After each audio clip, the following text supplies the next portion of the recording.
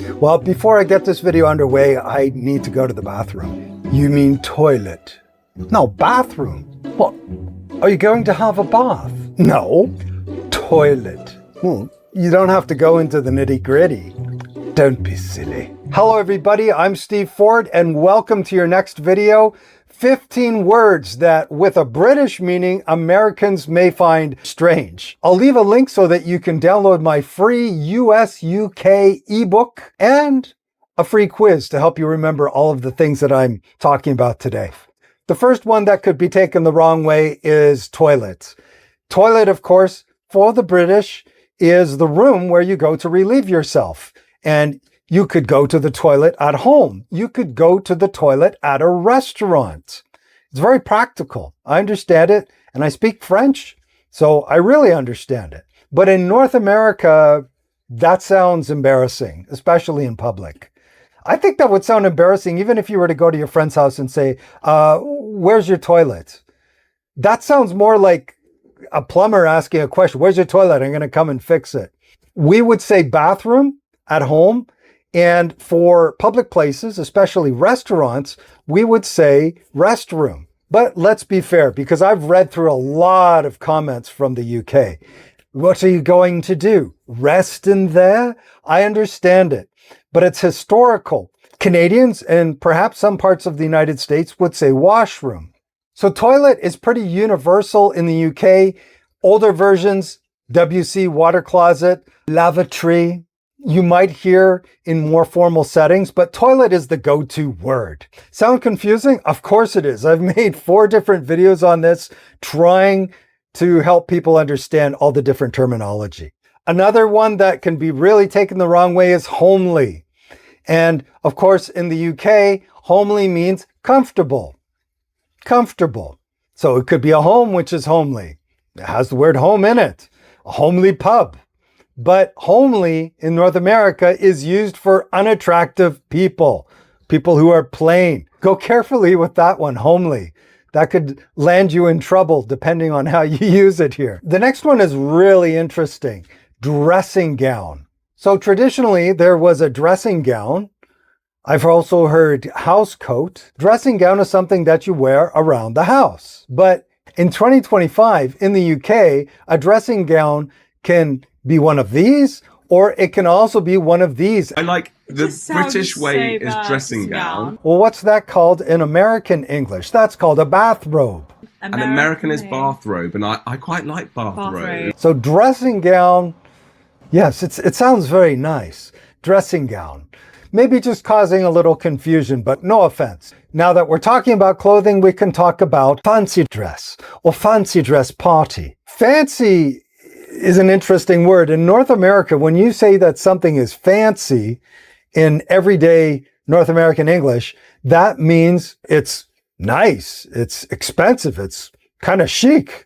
Fancy dress party is a costume party. So something fanciful was like a fantasy. And that's interesting because in my wife's language, they say fantasia as costume. Interesting. So it's all about the world of imagination for fancy dress.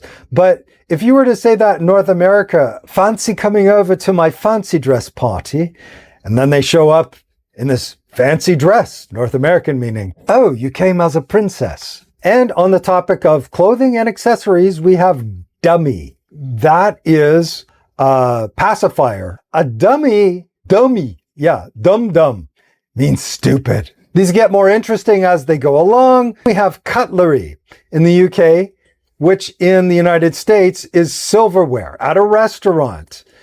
Once again, cutlery is pretty much a go-to term, similar to toilet, whereas in the United States, we have silverware at a nice restaurant. Some will say utensils or just plastic knives and forks and spoons. Some will say flatware, and some, of course, in some regions, especially Canada, may say cutlery. You let me know in the comments what you say. Pudding. If you ask for pudding in the UK, that's a very broad term. It could be something sweet. It could also be a blood pudding. It could be different kinds of pudding that aren't necessarily sweet. So pudding and dessert can be interchangeable in the UK. For North Americans, pudding is a specific kind of dessert. Rice pudding, for example, that my dad used to make. It was great. Rice pudding and raisins. I loved it. That was a pudding. Butterscotch pudding. I remember that pudding. But not all of these. This for us is dessert. This is pudding. So that could cause some embarrassment in a restaurant, depending on where you are. Yes, if you go to the UK, Americans, and you ask for pudding, then they're going to bring you a long menu. Whereas in the United States, the menu is going to be a lot shorter. Speaking of pudding, we have one which would sound very embarrassing here, which is spotted dick. Spotted dick. Have you ever had spotted dick? It actually looks quite delicious. Suet, flour, sugar, milk, and dried fruits. Of course, the embarrassment here is that Dick, poor Dick Van Dyke, he's lived with that for 100 years. Dick is slang for the name of the male genitalia. Of course, there could be some confusion ordering in a restaurant jelly, which in North America would be Jello. Jelly, as I said before, is made from concentrated fruit juice. We also have jam, which is thicker and it has pieces of fruit. Whereas in the UK, both of these would be called jam. Does that make sense? If it doesn't, let me know in the comments. This one, well, maybe it might cause embarrassment if you were to go into a supermarket and ask for it here. Aubergine. Aubergine. Aubergine, of course, is eggplant. This sounds a lot sexier. Aubergine. Can you imagine somebody just softly whispering that in your ear? Aubergine. It's not as sexy as eggplant. This, of course, is an older phrasal verb that was used in the UK. Younger people don't use it as much, if at all, to knock someone up. So you can imagine the confusion if you're visiting the UK and a male British friend says to a female American friend, "I'll knock you up in the morning." Knock you up.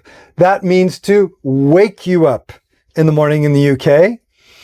In the United States, that means to get somebody pregnant. But as I said, those meanings are a little older, so you might not have to worry about embarrassing yourself too much. And on the topic of knocking someone up, we have this one here, which in British English is rubber. This could cause some embarrassment because this is what a rubber is. Here in North America, it's slang. So they kind of have the same meaning. They're used to rectify something. In North America, that would be called an eraser. Pissed is one that always confused me, especially growing up with a mix of American and British English. I never knew if it was drunk or angry. It was in some gray zone. So that can cause some confusion. So how is he? Oh, he's pissed. Is he lying on the floor? Or is he coming at you because he's really angry? How could I forget this word, which in this context in rugby is this here. Whereas in North America, a hooker is a prostitute. Now, I'm not going to say anything else. I think that's good. The visuals speak for themselves. So let me know what you found interesting, what you found embarrassing, what you found surprising, maybe something you already knew. I think a nice runner-up would be the name Randy. I'll leave it there.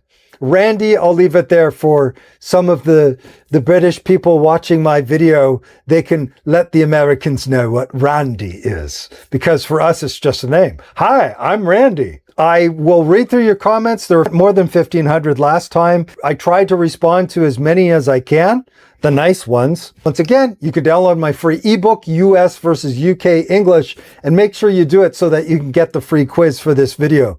Bye, everybody.